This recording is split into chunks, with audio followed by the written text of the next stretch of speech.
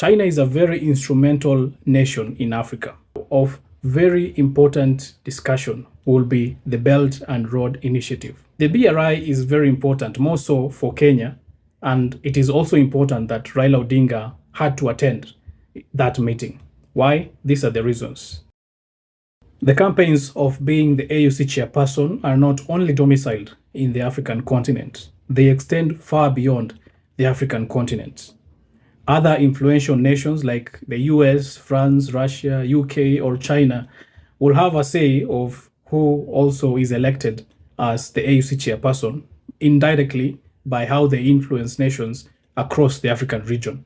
Before we dive in, if you're passionate about African politics and want to stay updated on key developments across the continent, hit that subscribe button and turn on notifications. You'll be the first to know when we drop insightful videos like this one. Well, President Ruto and Raila Odinga are out of the country in China to attend the Forum on China-Africa Cooperation, FOCAC. Now, China is a very instrumental nation in Africa. Why? Because China has invested a lot of money as well as has been a very close trading partner to Africa. In fact, from 2000 all the way, China has pushed out the Western nations to be the sole major trader with Africa. So that is why it is very important, not only for our president, but even Raila Odinga to attend that summit. Now, of very important discussion will be the Belt and Road Initiative.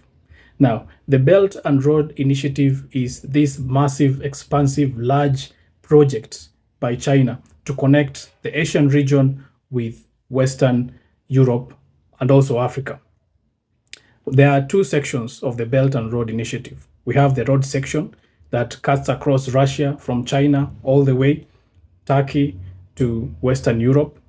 And then we have the maritime sector now that spans across from China via sea to India, all the way to the port of Mombasa or the port of Lamu, and then goes over Egypt up to Western Europe.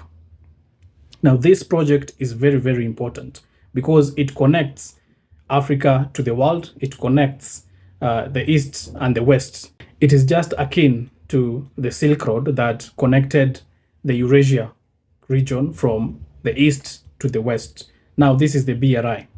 The BRI is very important, more so for Kenya, and it is also important that Raila Odinga had to attend that meeting. Why? These are the reasons. The Lamu Port, the Lapsset project, is not yet completed.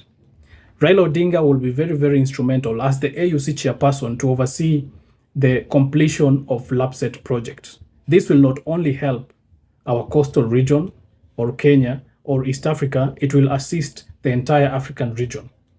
The Lapsset project will open up northern Kenya via the corridor that will lead the goods from the sea all the way to landlocked Ethiopia or South Sudan. As well as there is the completion of the SGR project. The SGR was not supposed to end at Naivasha. The SGR was supposed to extend from Naivasha all the way to Uganda, touch Rwanda, Burundi, as well as reach DRC Congo. Now, Raila Odinga will be the best person as the AUC chairperson to oversee such a project because as the AUC chairperson, you oversee projects that cut across African countries. Our president will only lobby for that project to go all the way to the border. But then Raila Odinga will be needed to oversee the project across borders. Now, Raila Odinga attending that meeting is not only to campaign to the African leaders that will be there, it is also to try as much as possible to get the best deals from China, to introduce himself as well to the Chinese government, and also to lobby for African development from China. We know that there are African countries that are laden with debt from China that is constraining them from development. These are issues that Raila Odinga, as the AUC chairperson, will have to face and will have to negotiate better with countries like China or France or US to make sure that Africa has its interest first before any other country will come to meddle in Africans' business.